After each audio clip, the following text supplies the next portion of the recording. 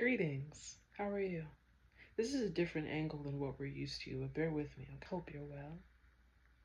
Today I want to talk with you about something not a lot of us talk about every day, but should talk about. Dating. Dating is sometimes it's complicated, sometimes it's heaven sent, literally, but other times it's forced.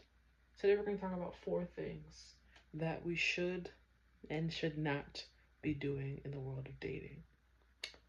First, godly intentions. What are your godly intentions?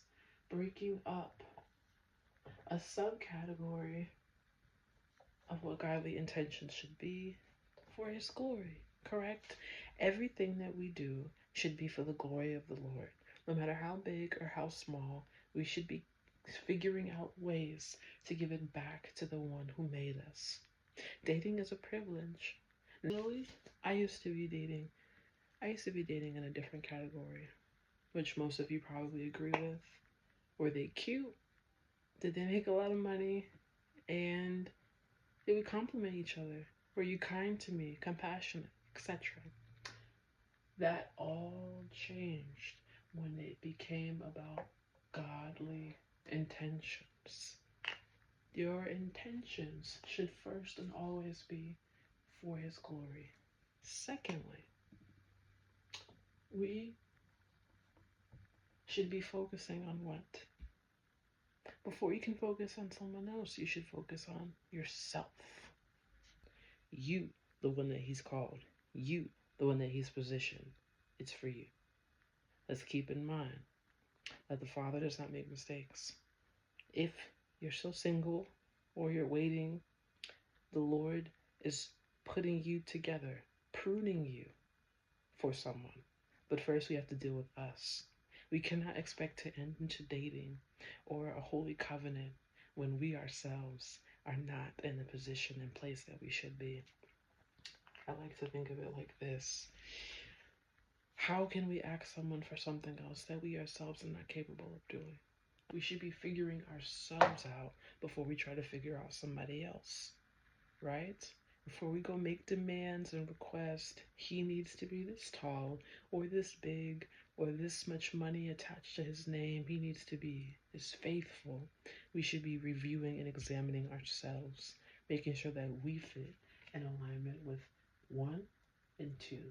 And once the godly intention is placed in these 2 fields, we're ready for C and D for them. This is now your position and role in their lives. The Lord has pruned you. He's directed you to what you're supposed to become. Congrats. Now, He's sending you into the field with that man or woman that you're supposed to be with. Then you take what He's done, what He's done to you, and you start applying it to them. His glory.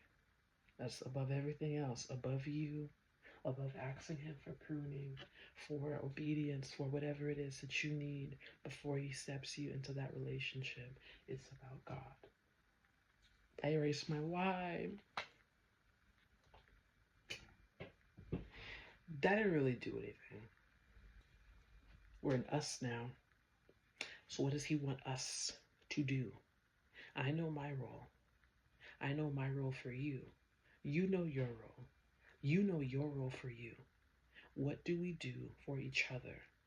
What do we do back for Him as a unit? One of them included, I am quick to say a removal prayer for any or anybody or anything in my life because I do not waste time. I do not want to waste time. And quite frankly, I don't want to go against the Lord's will or accord, so why not just ask Him right then and there?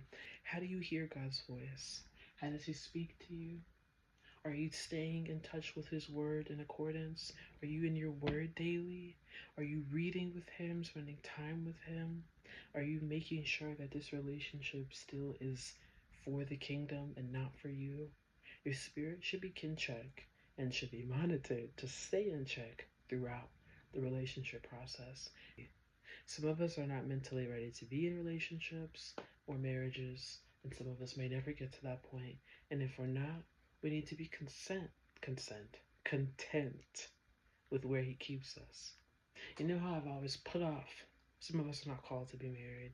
Some of us are called to bigger, greater, different things. I want to take up a verse with you from Brother 1 Corinthians 7, which is talking about the instructions of marriage. This says living to please God. And specifically in these first 5 verses, it's talking about the desire that a lot of us have, burning with lust. Now, in Philippians 4 NLT version, verse 3 says, God's will is for you to be holy. Not, we should be living to please God. We talked about this quite a bit, but physically, I'm not going to put that up there just because that's a given. However, we should not be taking physically to a new height or however, we should not be idolizing